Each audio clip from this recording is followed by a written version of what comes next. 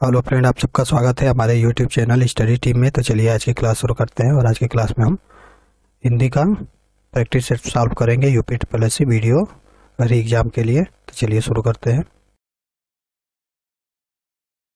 तो दिए गए गद्यांश को पढ़कर प्रश्न संख्या 1 से 4 तक पूछे गए प्रश्नों के उत्तर दीजिए। ठीक है, ये पूरा गद्यांश है।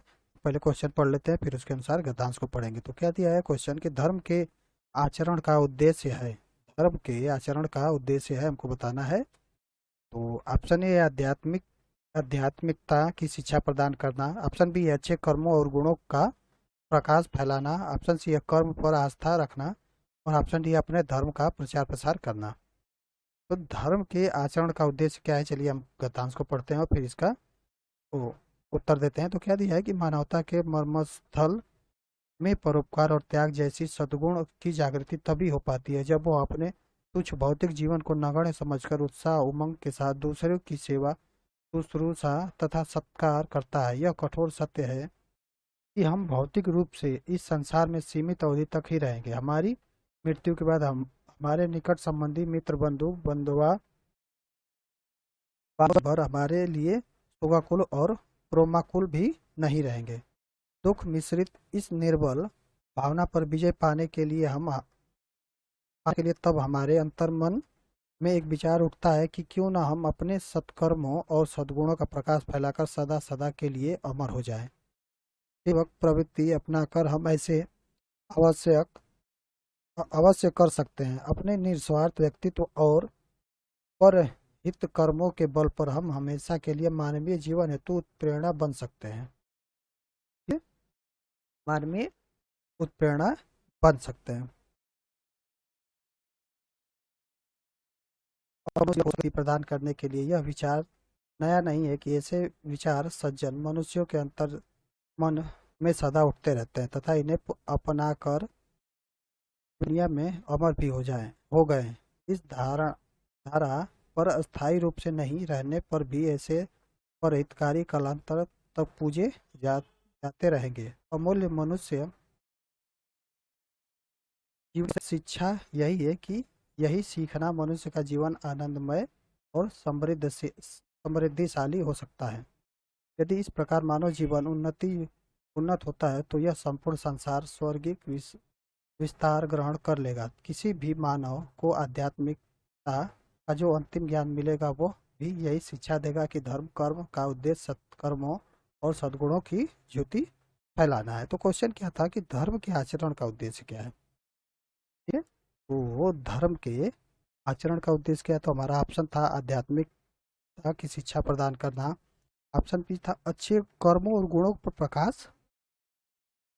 ठीक है, यहाँ पे दिया था कि क्या है, कहाँ पे गया, रुकिए हम देखते हैं।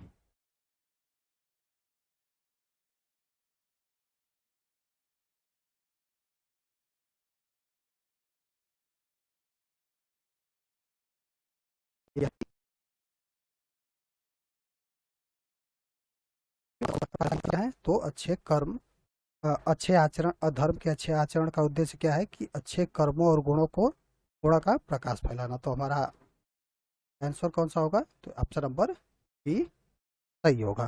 ठीक है, चलिए दूसरा देखते हैं हम। दूसरा का है कठोर सत्य किसे कहा गया है। कठोर सत्य किसे कहा गया है वो बताना है। तो हमने कहा पढ़ा अभी कि ऑप्शन ए है कि भौतिक शरीर की नश्वरता। ऑप्शन बी है भावनाओं पर नियंत्रण न कर पाना। ऑप्शन सी है निकट संबंधियों का अस्थायी प्रेम। और ऑप्शन डी है भौतिक संसार की तुच्छता। तो क्या है, तो हमने अभी पढ़ा तो कठोर सत्य क्या दिया है कि भौतिक शरीर की नश्वरता। ये क्या है, ये कठोर सत्य है। हमारा जीवन सदा प्रेरणा बन सकता है यदि हम हमारा जीवन सदा प्रेरणा बन सकता है यदि हम ऑप्शन ए पर सेवा के लिए सबको प्रेरित करें, सेवक प्रवृत्ति का प्रचार प्रसार करें, परहित और परोपकार करें, निस्वार्थ भाव से परोपकार करें। तो चलिए हम इसको देखते हैं। यह क्या दिया है कि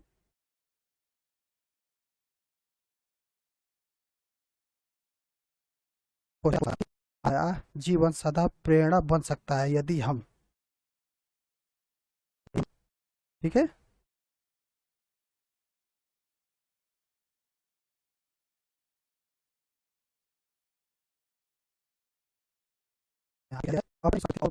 मानवीय जीवन हेतु उत्प्रेरणा बन सकते हैं। ठीक है, यहाँ पे दिया है। तो निस्वार्थ व्यक्तित्व और परोपकार या कर्मों के बल पे हमेशा के लिए मानवीय जीवन की उत्प्रेरणा बन सकते हैं, दिया है। तो कौन सा हमारा ऑप्शन सही होगा? तो ये होगा ऑप्शन नंबर डी, निस्वार्थ और परोपकार करें। निस्वार्थ भाव से परोपकार करें, ऑप्शन नंबर डी सही होगा। अगला क्वेश्चन है, निर्बल भावनाओं पर विजय पाने के लिए क्या किए जाने की आवश्यकता बताई गई है? निर्बल भावनाओं पर विजय पाने के लिए क्या करने की आवश्यकता बताई गई है? तो ऑप्शन है सादा सादा के लिए अमर हो जाना, ऑप्शन बी है विजय पाने के लिए योजना बनाना, ऑप्शन सी है ऐसी भावनाओं को मन में न आने देना, और ऑप्शन डी अच्छे कर्मों से नाम अमर कर लेना। तो कौन सा ऑप्शन सही होगा? तो निर्मल भावनाओं पर विजय पाने के लिए किए जाने वाली आवश्यकता बताई गई है, तो ये है अच्छे कर्मों से नाम अमर कर लेना, ऑप्शन नंबर डी सही होगा। अगला क्वेश्चन है कि निम्न में से संयुक्त स्वर है, निम्न में से संयुक्त स्वर बताना है कि क्या है, कौन सा संयुक्त स्वर है? तो ऑप्शन ए है अ, ऑप्शन बी है औ, ऑप्शन सी है ई और ऑप्शन डी है उ। तो इसमें संयुक्त स्वर कौन सा होगा? तो इसमें संयुक्त स्वर ऑप्शन नंबर बी सही होगा। औ क्या है? संयुक्त स्वर है। ठीक है, चलिए अगला देखते हैं हम। अगला है, निम्न में से अंतस्थ व्यंजन कौन सा है? अंतस्थ व्यंजन बताना है कि कौन सा है। तो ऑप्शन ए है छ, ऑप्शन बी है ठ, ऑप्शन सी है ल और ऑप्शन डी है ह। तो अंतस्थ व्यंजन इसमें से कौन सा होगा? तो ये होगा ऑप्शन नंबर सी, ल क्या है? अंतस्थ व्यंजन है। ठीक है, य, र, ल और व, ये क्या है सब? ये अंतस्थ व्यंजन है। चलिए अगला देखते हैं। अगला, निम्न में से अल्प प्राण व्यंजन कौन सा है? अल्प प्राण व्यंजन बताना है कि इसमें से अल्प प्राण व्यंजन कौन सा है। तो ऑप्शन ए है ख, ऑप्शन बी है थ, ऑप्शन सी है च और ऑप्शन डी है फ। तो अल्प प्राण व्यंजन इसमें से कौन सा होगा? तो ये होगा हमारा ऑप्शन नंबर सी, च। च क्या है? अल्प प्राण व्यंजन है। अगला देखते हैं हम। निम्न में से घोष सघोष वर्ण कौन सा है? घोष सघोष वर्ण बताना है कि इसमें से कौन सा है। तो ऑप्शन ए है प, ऑप्शन बी है थ, ऑप्शन सी है ब और ऑप्शन डी है स। तो इसमें घोष सघोष वर्ण कौन सा होगा? तो ये होगा ब क्या है? घोष सघोष वर्ण है। चलिए अगला देखते हैं। अगला है प, फ, ब, भ, म व्यंजन होते हैं। ठीक है, प, फ, ब, भ, म व्यंजन कौन से व्यंजन होते हैं? तो ऑप्शन ए है दंत्य, ऑप्शन बी है ओष्ठ, ऑप्शन सी है तालव्य और ऑप्शन डी है कंठ। तो प, फ, ब, भ, म व्यंजन का अगर हम उच्चारण करेंगे तो इनका उच्चारण कहाँ से होगा? तो इनका उच्चारण होगा ओष्ठ से, ऑप्शन नंबर बी सही होगा। अगला है, निम्न में से योग रूढ़ शब्द है। ठीक है, योग रूढ़ शब्द बताना है कि इसमें से योग रूढ़ शब्द कौन सा है। तो ऑप्शन ए है गाय, ऑप्शन बी है नीम, ऑप्शन सी है पादप और ऑप्शन डी है पाठशाला। तो योग रूढ़ शब्द इसमें से कौन सा होगा? तो ये होगा option number C, option number C हमारा सही होगा। अगला देखते हैं हम। महोर्मी का संधि विच्छेद है, महोर्मी का संधि विच्छेद बताना है कि महोर्मी का संधि विच्छेद क्या होगा। तो महोर्मी का संधि विच्छेद क्या होगा? महा प्लस उर्मी।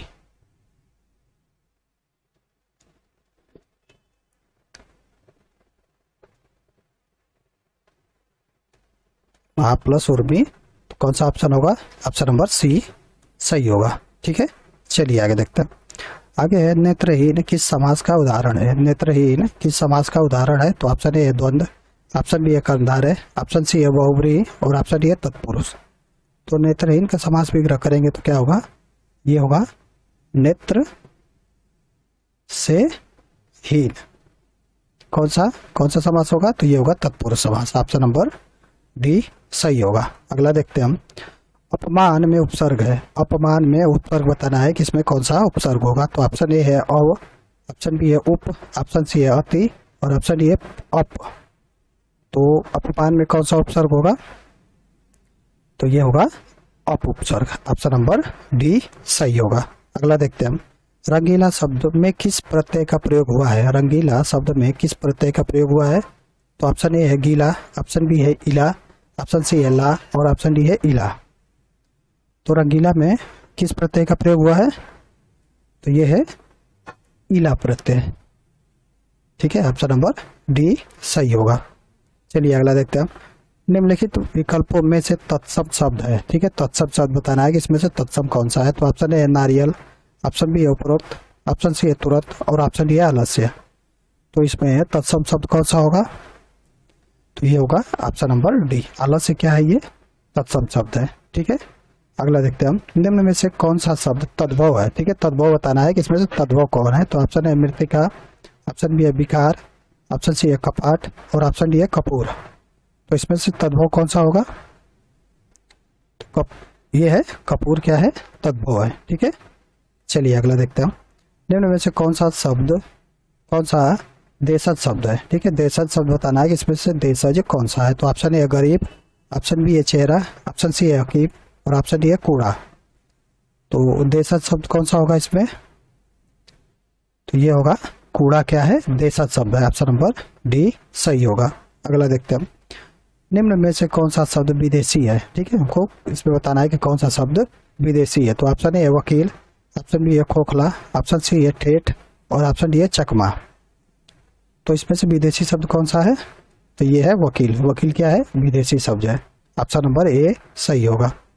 अगला देखते हैं हम, निम्न में से संज्ञा शब्द है, निम्न में से संज्ञा शब्द कौन सा है वो बताना है। तो ऑप्शन ए है यह, ऑप्शन बी है जीना, ऑप्शन सी है पहाड़ और ऑप्शन डी है पुराना। तो इसमें संज्ञा कौन सा है? तो इसमें संज्ञा शब्द होगा पहाड़, क्या है, संज्ञा शब्द है, ऑप्शन नंबर सी सही होगा। अगला देखते हैं हम, निम्न में से सर्वनाम शब्द है, निम्न में से सर्वनाम शब्द बताना है कि कौन सा सर्वनाम है। तो ऑप्शन ए है ताजा, ऑप्शन बी है मैं, ऑप्शन सी है सोना और ऑप्शन डी है हिमालय। तो इसमें सर्वनाम शब्द क्या होगा? तो ऑप्शन नंबर बी मैं, क्या है, ये सर्वनाम शब्द है। अगला देखते हैं हम, अगला निम्न में से विशेषण शब्द है, निम्न में से विशेषण शब्द बताना है कि कौन विशेषण शब्द है। तो ऑप्शन ए है सुंदरता, ऑप्शन बी है कवि, ऑप्शन सी है विद्वान और ऑप्शन डी है भलाई। तो इसमें विशेषण कौन सा है? तो इसमें क्या है, विद्वान, क्या है, इसमें विशेषण है, ऑप्शन नंबर सी सही होगा। चलिए अगले थे, निम्न में से प्रेरणार्थक क्रिया है, ठीक है। आपको बताना है कि इसमें प्रेरणार्थक क्रिया कौन सी है। तो ऑप्शन ए है गिरना, ऑप्शन बी है बोलना, ऑप्शन सी है सुनना और ऑप्शन डी है कहना। तो इसमें प्रेरणार्थक क्रिया कौन सी होगी? तो ये है सुनना, क्या है, प्रेरणार्थक क्रिया है, ऑप्शन नंबर सी सही होगा। अगला देखते हैं हम, अगला निम्न में से अव्यय है, ठीक है। अव्यय बताना है कि इसमें अव्यय कौन सा है। तो ऑप्शन ए है कवाहिनी, ऑप्शन बी है पश्चिम, ऑप्शन सी है थोड़ा और ऑप्शन डी है सोहन। तो इसमें अव्यय कौन सा है? तो इसमें अव्यय होगा थोड़ा, क्या है, अव्यय है, ऑप्शन नंबर सी सही होगा। अगला देखते हैं हम, अतिथि का पर्यायवाची है, अतिथि का पर्यायवाची हमको बताना है कि कौन सा होगा। तो ऑप्शन ए अमृत फल, ऑप्शन बी है उन्नयन और ऑप्शन सी है आगंतुक और ऑप्शन डी है आजन्म। तो अतिथि का पर्यायवाची क्या होगा? तो अतिथि का पर्यायवाची होगा आगंतुक, ऑप्शन नंबर सी सही होगा। अगला देखते हैं हम, अगला है जागृति का विलोप है, जागृति का विलोप है, जागृति का विलोप क्या है वो बताना है। तो ऑप्शन ए शयन, ऑप्शन बी है सुषुप्ति और ऑप्शन सी है जागरण और ऑप्शन डी है विश्राम। तो जागृति का विलोप क्या होगा? तो जागृति का विलोप होगा सुषुप्ति, ऑप्शन नंबर बी सही होगा। आगे देखते हैं हम, आगे जो दान पर चलता हो के लिए एक शब्द है, जो दान पर चलता हो के लिए एक शब्द बताना है। तो ऑप्शन ए है दानवृत्ति, ऑप्शन बी है अकिंचन, ऑप्शन सी है अनुदान और ऑप्शन डी है आकाश वृत्ति। तो जो दान पर चलता हो उसके लिए एक शब्द क्या होगा? तो जो दान पे चलता हो दान वृत्ति उसे कहते हैं, ऑप्शन नंबर ए सही होगा। चलिए अगला देखते हैं हम, अगला है द्वीप, द्वीप शब्द युग्म का सही अर्थ है, ठीक है। हमको बताना है कि इसका इस शब्द युग्म का सही अर्थ क्या होगा। तो ऑप्शन ए है हाथी टापू, ऑप्शन बी है टापू हाथी, ऑप्शन सी है दीपक उजाला और ऑप्शन डी है हाथी कवि। तो क्या कौन सा ऑप्शन सही होगा? द्वीप, और द्वीप का सही अर्थ होगा कौन सा? तो ये होगा हाथी टापू, ऑप्शन नंबर ए सही होगा। अगला देखते हैं हम, इनमें से मूक का अनेकार्थी शब्द कौन सा नहीं है। हमको बताना है कि मूक का अनेकार्थी शब्द कौन नहीं है। तो ऑप्शन ए है गूंगा, ऑप्शन बी है चुप, ऑप्शन सी है शांत और ऑप्शन डी है विवश। तो कौन सा ऑप्शन सही होगा? तो इसमें शांत क्या है, मूक का अनेकार्थी शब्द नहीं है। ठीक है, चलिए आगे देखते हैं। आगे किस शब्द की वर्तनीय शुद्ध है।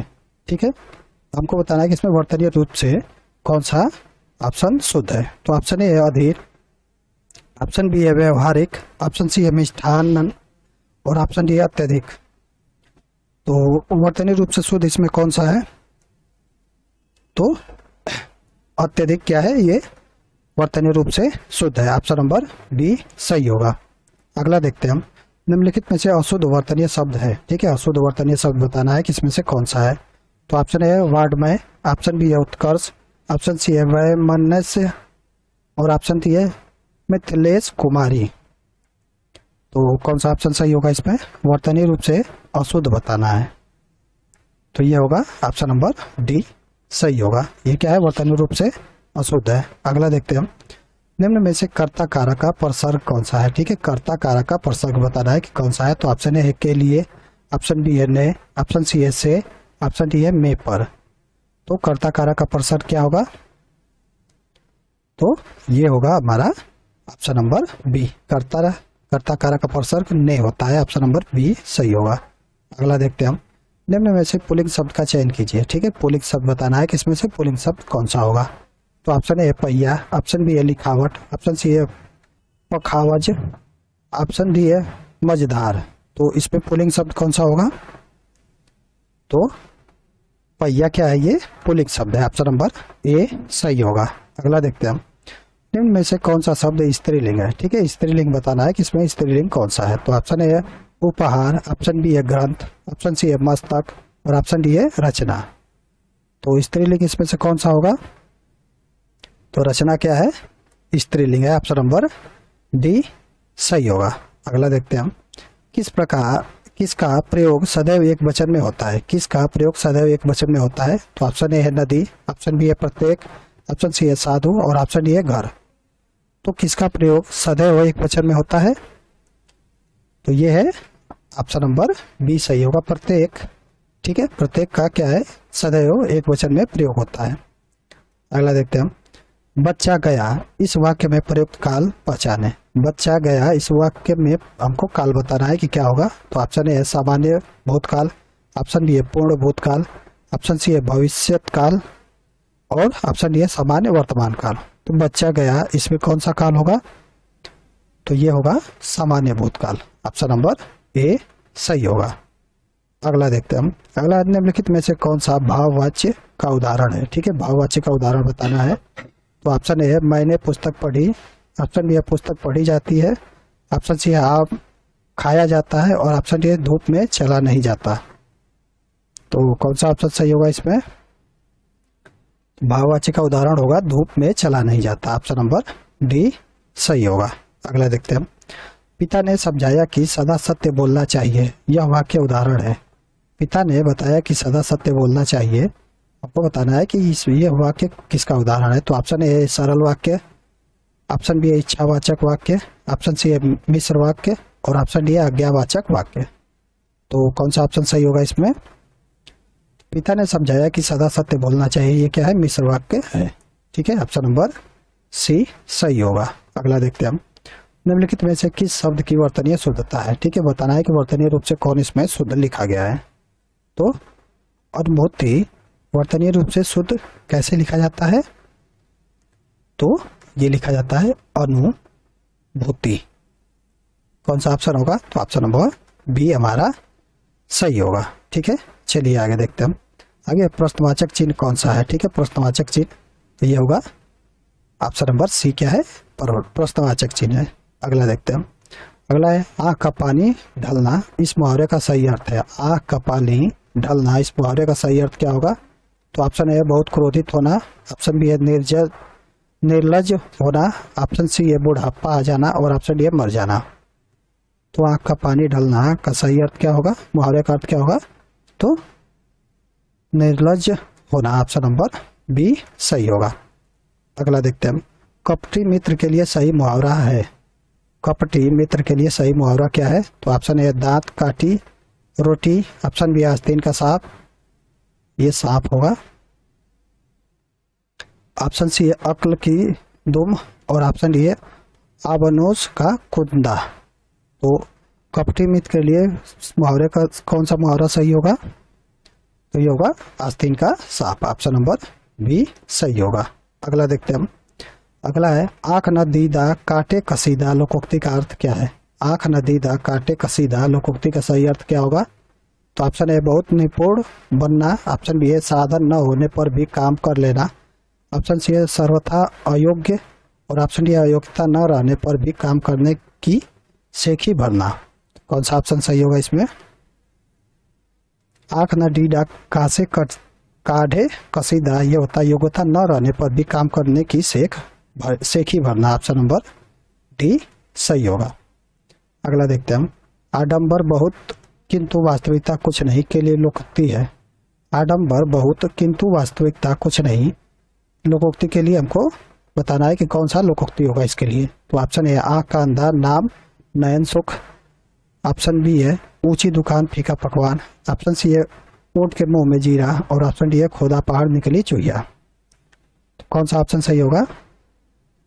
तो ये होगा ऊंची दुकान फीका पकवान। ऑप्शन नंबर बी सही होगा। अगला देखते हैं। अगला है साहित्यिक विषयों से संबंधित अनुवाद का क्षेत्र है। साहित्यिक विषयों से संबंधित अनुवाद का क्षेत्र हमको बताना है। तो ऑप्शन ए है काव्यानुवाद, ऑप्शन बी है नाट्यानुवाद, ऑप्शन सी है कथा साहित्य का अनुवाद, और ऑप्शन डी है उक्त सभी। तो कौन सा ऑप्शन सही होगा इसमें? तो साहित्यिक विषयों से संबंधित अनुवाद का क्षेत्र क्या है? ये सब तीनों है। काव्यानुवाद भी है, नाट्यानुवाद भी है, और कथा साहित्य का अनुवाद भी है। तो कौन सा ऑप्शन सही होगा? ऑप्शन नंबर डी सही होगा, उक्त सभी। अगला देखते हैं हम। खड़ी बोली हिंदी की उत्पत्ति हुई है। खड़ी बोली हिंदी की उत्पत्ति हुई है। तो ऑप्शन ए मगधी अपभ्रंश से, ऑप्शन बी है अर्ध मगधी अपभ्रंश से, ऑप्शन सी है सौर सैनी अपभ्रंश से, और ऑप्शन डी है पौसाची अपभ्रंश से। तो कौन सा ऑप्शन सही होगा इसमें? तो ये होगा सौर सैनी अपभ्रंश से। ऑप्शन नंबर सी सही होगा। खड़ी बोली हिंदी की उत्पत्ति किससे हुई है? सौर सैनी अपभ्रंश से। अगला है पृथ्वीराज रासो के रचयिता कौन है? पृथ्वीराज रासो के रचयिता। तो option A Chand Bardai, option B है जयशंकर प्रसाद, ऑप्शन सी है अमीर खुसरो, और ऑप्शन डी है रामधारी सिंह दिनकर। तो पृथ्वीराज रासो के रचयिता कौन है? तो ये है चंद्र बरदाई। ऑप्शन नंबर ए सही होगा। अगला देखते हैं हम। निम्न में से रीतिकाल का कवि कौन नहीं है? ठीक है, रीतिकाल का कवि कौन नहीं है वो बताना है। तो ऑप्शन ए है आलम, ऑप्शन बी है भगवान दास, ऑप्शन सी है नागार्जुन, और ऑप्शन डी है ठाकुर। तो कौन सा ऑप्शन सही होगा? तो रीतिकाल का कवि इसमें से नागार्जुन जी नहीं है। ऑप्शन नंबर सी सही होगा। अगला देखते हैं हम। पंच परमेश्वर कहानी के लेखक हैं। पंच परमेश्वर कहानी के लेखक कौन है? तो ऑप्शन ए है जयशंकर प्रसाद, ऑप्शन बी है रामधारी सिंह दिनकर, ऑप्शन सी है जयशंकर प्रसाद, और ऑप्शन डी है लाला भगवान दीन। तो पंच परमेश्वर की कहानी के लेखक कौन है? तो ये है जयशंकर प्रसाद। ऑप्शन नंबर ए सही होगा। अगला देखते हैं हम। अगला है हरी घास पर क्षण भर किसकी रचना कृति है? हरी घास पर क्षण भर किसकी रचना कृति है? तो option A Premchand, option B है बोधा, ऑप्शन सी है अज्ञेय, और ऑप्शन डी है मुक्ति बोध। कौन सा ऑप्शन सही होगा? तो हरी घास पर क्षण भर ये अज्ञेय की रचना कृति है। ऑप्शन नंबर सी सही होगा। तो चलिए आज की इस वीडियो में इतना ही। अगर आपको वीडियो अच्छी लगी हो तो प्लीज लाइक एंड सब्सक्राइब जरूर करें।